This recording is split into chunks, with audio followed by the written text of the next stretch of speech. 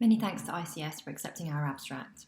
On behalf of Chorus, an international collaboration for harmonising outcomes, research and standards in urogynecology and women's health research, we present a systematic review of patient-reported outcome measures in RCTs evaluating surgical treatments for stress incontinence for the development of a core outcome measure set, or COMs. The senior authors had a travel bursary from Contura, but there are no other disclosures. No ethical approval was required. The Chorus group aims to develop core outcome sets and core outcome measure sets in women's health research. Our goal is to standardise the reporting and measurement of outcomes to facilitate data synthesis, ensure minimum standards of reporting to address all stakeholder interests, and reduce reporting bias and research waste. Shown here are areas we've published in, as well as areas for future development. Chorus working groups are currently evaluating reported outcomes in all areas outlined above, and our studies have been registered with the COMET and CROWN initiatives. Stress incontinence affects 25 to 45% of women worldwide and has a significant impact on quality of life. Recourse to surgery varies by region, ethnicity and age. However, lifetime risk of surgery for stress incontinence or prolapse has been reported at up to 20%. Continence surgery has been in the spotlight in recent years due to the concerns surrounding mesh, and in the UK, there is a pause on mesh procedures as instigated by NHS England. This has put even greater emphasis on evidence of safety and efficacy in research into surgical treatments. Currently, heterogeneity exists in outcomes and outcome measures used in research. Outcomes indicate what is measured, and outcome measures are how they are measured. Outcome measures need to be chosen carefully to ensure validity and reliability in assessing the outcome of interest, and for international use, evidence of validity across different languages is required. Given the nature of the condition and disease burden, patient-reported outcomes and patient-reported outcome measures should arguably have a key focus in research trials. Our study formed the first step in developing a COMs for studies evaluating stress incontinence surgery. We conducted a secondary analysis and update to a systematic review previously undertaken by a Chorus working group. Databases including the Cochrane Central Register of Controlled Trials and Medline were searched for RCTs evaluating surgical treatments for stress incontinence using mesh terms. Predetermined eligibility criteria included RCTs only, English language and adult female subjects. Our search strategy was conducted in accordance with PRISMA. We created an inventory of outcomes and extracted the PROs as well as the PROMs. The inventory included all PROMs and the frequency of use, and we grouped the PROMs into domains based on predominant features. For the most utilised PROMs, we assessed for evidence of validation studies. In total, 123 RCTs were eligible. They ranged in size from 20 to 655 participants, and a third had less than 100 participants.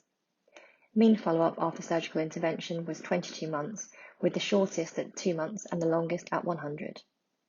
Of all 123 trials, 116 included PROs, with 7 not assessing patient-reported outcomes at all. The majority, 87 of 116, included PROs as primary outcomes.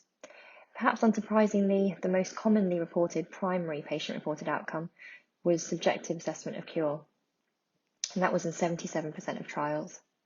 17 trials included this as a secondary outcome. Patient request for further treatment or intervention was only assessed in 1 trial as a primary outcome and as a secondary in only 8. Patient satisfaction and quality of life improvement was more often assessed as a secondary rather than primary outcome, and this was similar to sexual function, which was assessed in 17 trials. Of 116, which included PROs, 44 different validated PROMs were used. The most frequently used was patient global impression of improvement. 15 PROMs were used only once, and of the top 5, the frequency of use ranged between 20 and 29 times. The top 5 PROMs were PGII, UDI6, ICIQ-SF, IIQ-7, and the King's Health Questionnaire. This table shows each with a number of times it was used in the included trials. The PROMs were then grouped in 2 domains, as shown by this bubble diagram.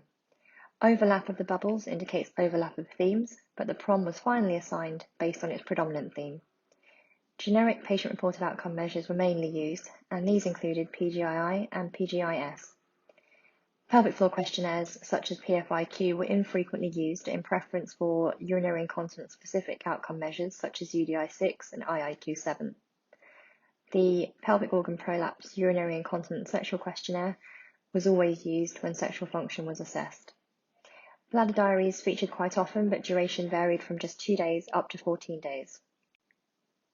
The most utilised PROMs we evaluated for evidence of validity and reliability, a recognised step in the process of comms development.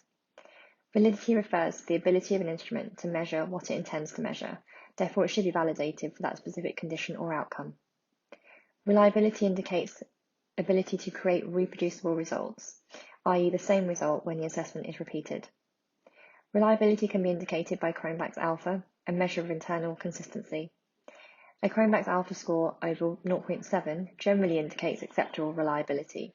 So as shown, the top 5 used PROMs have evidence of acceptable reliability. At the 6th International Consultation on Incontinence, outcome measures were classified into groups according to grade of recommendation. The grades are shown, and they indicate that the most used PROMs come highly recommended, and that the King's Health Questionnaire in particular has a wealth of evidence to support its recommendation as a PROM. Despite the quality of life nature of the complaint of stress incontinence, not all RCTs evaluate patient-reported outcomes. Of those that do, variability exists in the outcomes reported and the patient-reported outcome measures used to measure them. We propose that consensus is urgently required to standardise PROs and PROMs used in stress incontinence surgery research to ensure a robust evidence base for safety and efficacy. This consensus should be achieved using collaborative groups including all stakeholders to ensure all outcomes of interest are represented, and careful selection of instruments to ensure valid and reliable tools are used, and that the same tools are able to be used in multi-centre international studies. Further validation studies are required to assess outcome measures, and this is a key component in the development of a COMS. Our systematic review forms the first step of this by assessing and evaluating the current PROMs used in stress incontinence surgical treatment research. Thank you for listening, and I'm happy to take any questions.